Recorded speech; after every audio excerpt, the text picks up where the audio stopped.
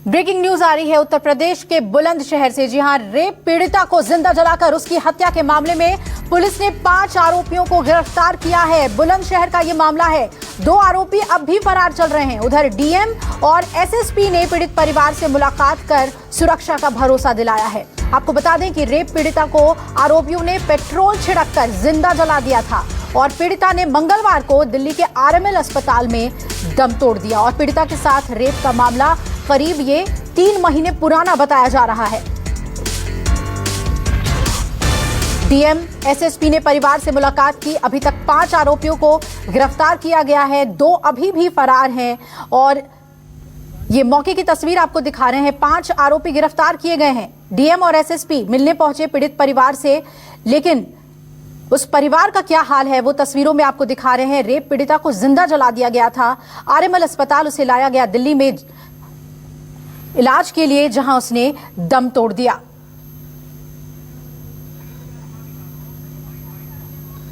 एक डांटो बंदरों के पकड़ी में बोलो मेरी बच्ची गई रे, बच्ची गई। मैंने रजाई लेकर मैंने अपनी बच्ची मैंने ढाक दी। मैंने अल्लाह का दो रे मेरी बच्ची गई रे। मैं तो साहब रोटी बना रही, मैं चूल्हे पे भागी आई थी। कितने लोग थे, कुछ देख पाए आप? मैं तो जाते देखे, मैंने कुछ डांटे बन रहे उनके मुंह से। तो एक बार फिर से उत्तर प्रदेश से ये शर्मसार करने वाली घटना सामने आई है और सबसे ज्यादा प्रशासन और पुलिस पर सवाल उठ रहे हैं। 3 महीने पुराना ये मामला है, लेकिन पीड़िता को पेट्रोल से जला दिया गया और फिर इलाज के दौरान उसकी मौत हो गई। 5 आरोपी अभी तक पुलिस ने गिरफ्तार किए हैं, 2 आरोपी अभी भी फरार चल रहे हैं। एसएसपी और आप देख सकते हैं तस्वीरों में जो आला अधिकारी हैं, एसएसपी और डीएम परिवार वालों से मिलने पहुंचे। उन्होंने कहा कि सुरक्षा का पूरा भरोसा देते हैं आपको, लेकिन इससे पहले जो परिवार को बड़ा नुकसान होना था वो हो गया। और इस मामले पे आइए सीधा आपको रिपोर्ट दिखाते हैं मेरे सहयोगी वरुण का। हम लोग फिलहाल पीड़िता के घर पर हैं और वो तस्वीर मैं आपको दिखाता हूँ।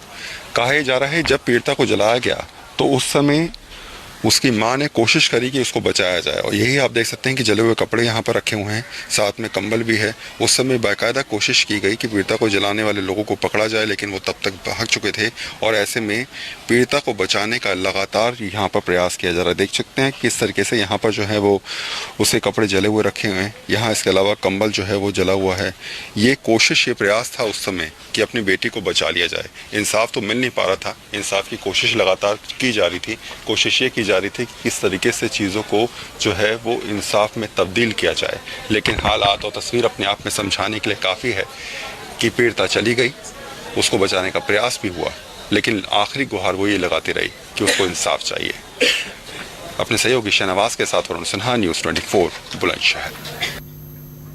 इस मामले पे और ज्यादा अपडेट लेंगे। सीधा रुख कर लेते हैं बुलंदशहर का। वरुण, मेरे सहयोगी वहां मौजूद हैं।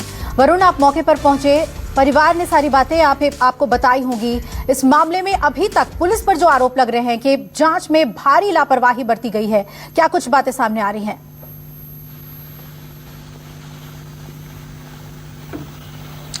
देखिए, निश्चित तौर पे जिस तरीके से हालात बने, शायद जांच में अगर पहले सख्ती दिखाई जाती, पहले आरोपियों पर सख्ती दिखाकर उनको गिरफ्तार किया जाता, या फिर जिस प्रकार से लगातार पीड़िता के परिवार को धमकी दी जा रही थी उसके बाद पुलिस एक्शन में आती और उन धमकी देने वालों को कहीं ना कहीं गिरफ्तार करती, तो ऐसी परिस्थिति नहीं आती। आप यकीन नहीं मानेंगे कि करीब 3 बार ये पीड़िता का परिवार जाकर सीओ ऑफिस में ये गुहार लगाता नजर आया कि हमको सुरक्षा दे दीजिए, हमारी जान खतरे में है, हमारी बेटी की जान खतरे में है। लेकिन उसके बाद भी कहीं से कोई यहाँ पर इनको इंसाफ देने की बात करता हुआ नजर नहीं आया। एक और बात मैं आपको बता दूं कि अभी 5 लोगों को पकड़ा गया है, इसके अलावा 2 लोग अभी भी फरार हैं।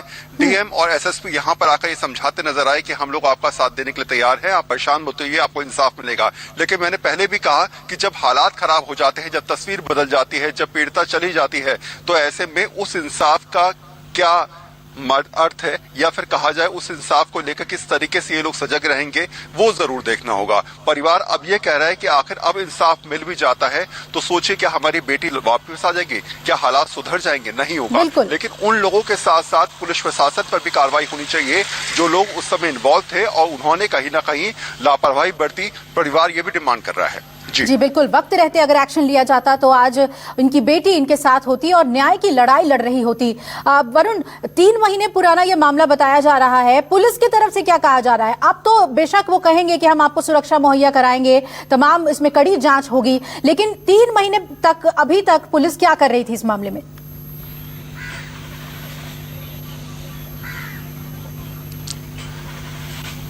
देखिए, सीधे तौर पे अब पुलिस ये कह रही है कि जिन अधिकारियों के खिलाफ एक्शन लेना था हमने ले लिया है, सीओ को यहां से निलंबित कर दिया है, एसएचओ को हटा दिया है, लेकिन ये कोई बहुत ज्यादा तर्क वाला आपका सवाल सीधे तौर पे आपका जवाब नहीं है। पुलिस को समझना होगा कि अगर आप अब समझाने का प्रयास भी कर रहे हैं कि हमने एक्शन लिया, तो उस एक्शन का मायने क्या निकलते हैं। ये 3 महीने से लगातार मामला चल रहा है, 15 अगस्त से लेके आज नवंबर आ चुकी है। क्या पुलिस अब तक एक्शन में नहीं आई? जब पीड़िता का परिवार लगातार गुहार लगा रहा था जिलाधिकारी के पास जाकर, एसएसपी के पास जाकर, तो आखिर तब एक्शन क्यों नहीं लिया गया? सीओ ऑफिस में रात भर पीड़िता का परिवार जो है वो बैठा रहा इस गुहार के साथ कि हमको सुरक्षा चाहिए।